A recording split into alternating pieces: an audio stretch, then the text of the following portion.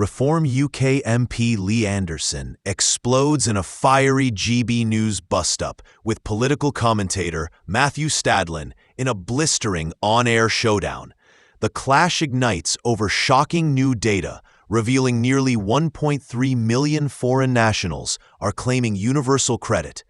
Anderson thunders that we've lost the plot after decades of being told that mass migration is a blessing for Britain's economy. Stadlen leapt to defend migrants in the Labour Party with words dripping in lies and hypocrisy. But Anderson, clearly disgusted by the deceit, brutally shut him down live on air, exposing his falsehoods like never before. The studio erupted in shock, with no one expecting such a moment. Did you know over 95% of our viewers aren't subscribed? Subscribing is free and helps us create more great content. Hit subscribe now and join our community. Times more foreign nationals are unemployed now than when Tony Blair opened the floodgates in 1997. But the numbers are what really stand out. The universal credit bill, the annual bill to foreign nationals alone, we've estimated today, we have to estimate though and give us the real numbers, is minimum 10.8 billion, and it could be as high as 15 billion pounds per year. Have we lost the plot? We have lost the plot, Martin. We've been consistently told over decades by politicians on the left and some on the right, the Conservative government was just as bad, that, you know, migration always has a positive impact on our economy, and we know now that it doesn't in a lot of cases. Nobody coming from a different country should be claiming universal credit. If they want to come, nobody wakes up in the morning in a foreign country and says, I want to go to the UK to make a positive impact. They come because they see something in our way of life which hopefully some want to embrace. They want to live by our rules and whatever. But at the end of that, Martin, there's that massive carrot there, isn't there, to come to this country, which is financial reward.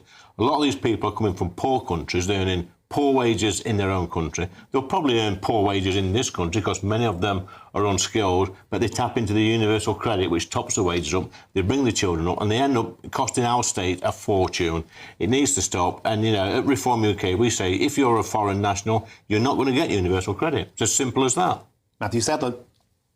So first of all, we've got to distinguish between people who are coming in because they have been invited into our country, so regular migration, and people who are coming in to seek asylum, some of whom will be economic migrants who want to work in this country, want to have a better deal than they are getting, say, in France at the moment. So there's an important distinction there. To start with, asylum seekers basically cannot access benefits for the most part. Their children might be able to, but asylum seekers can't. Well, they get free houses, free hotels, free mobile phones, do you want to stay two blokes to a room in a hotel on £7 a day? Don't come in I the don't first want to place. do that. Illegal migrants cost the state £41,000 a year. And if you don't want to stop in a hotel room with another illegal migrant, then don't come here in the first place. Stay in France. The government's policy, you're one of your old parties, the Labour Party, the government's policy is to stop the boats, right? So that is the situation as things stand. On the question of people who have come here legally and invited into this country to make a contribution, or perhaps at times because they are a dependent, whatever it is, there are different ways people come to this country. At some point, if they are legally and reasonably here and they fall on bad times, or like any of us Brits, they become unemployed, whatever it is, we don't want them ending up on the street, do we? No, we want what we want, Matthew, is for people, when they come to this country, is to work and make a positive contribution. Agreed. Once that time stops and you can't make a positive contribution to our country and pay into the coffers, I'm sorry, go home. So you've been here let's say you've been here for a decade, 20 years, whatever it is, you've been paying into the system, you've been contributing, you've been a law-abiding member of the community, and you then, like anyone, like some of your constituents, these people become unemployed. Suddenly throw them out. But these people we're talking about now, what Martin's just home. The people we're talking about now have not been in this country that long, Matthew. They see a particular way of life, a benefit culture in this country. They come, maybe they do a few hours work or whatever, and then end up on universal credit. They end up working 16 hours a week. They're milking the system, and quite frankly, this is an insult to every hard-working British man and woman that gets up in the morning and puts the shift in. It's their money that they're sponging. Are you talking about people who have come here because they've been invited to come here, or are you talking about people, for example, who are coming here on the boats? Well, both. But if you're an asylum seeker, you don't Matthew, have access. an asylum seeker costs the state £41,000 a year. And that's why the government's trying to stop it, People in Ashfield do not earn £41,000 a year. Their average age in Ashfield is about 28 grand.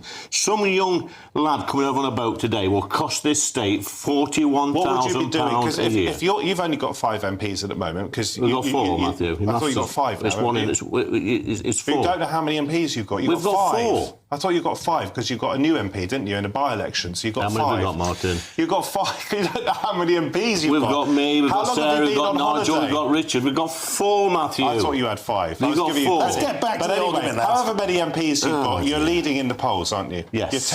You're 10 points up, say, roughly, on Labour. So there is a chance, I still think an outside chance, that you could be in government in 4 years' time. In that horrendous scenario, Lee Anderson, what would you be doing in the real world when the buck stops with you and Martin Daubney is turning the heat on you because you are the Home Secretary? What are you doing for these boats?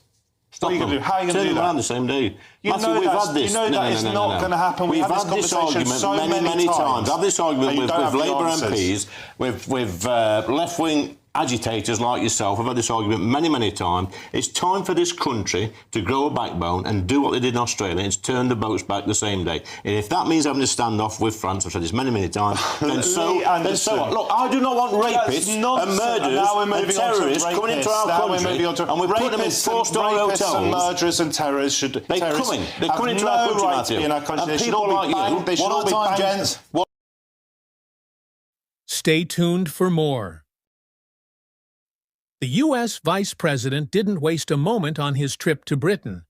After casting a line with the Foreign Secretary, he delivered a damning verdict on the UK itself. A longtime critic of Britain's stance on free speech, Vance used his debut overseas visit to issue a blistering warning. The nation's backslide away from conscience rights has placed the basic liberties of religious Britons squarely in the crosshairs. When asked about his remarks during his meeting with Lammy, Vance's response was so scathing it left the Foreign Secretary visibly squirming, his face burning with embarrassment. Watch the clip. Well, I'd say I've raised concerns about free speech in the United States of America. I think the entire collective West, the transatlantic relationship, our NATO allies, certainly the United States under the Biden administration, got a little too comfortable with censoring rather than engaging with a diverse array of opinions. So that's been my view. Obviously, I've raised some criticism and concerns about our friends on this side of the Atlantic. But the thing that I'd say to the people of England or to anybody else, to David, is many of the things that I worry most about were happening in the United States from 2020 to 2024. I just don't want other countries to follow us down what I think was a very dark path under the Biden administration. So in the spirit of having a good conversation, and recognizing the Secretary has a lot of things to do, unless you want to say anything else.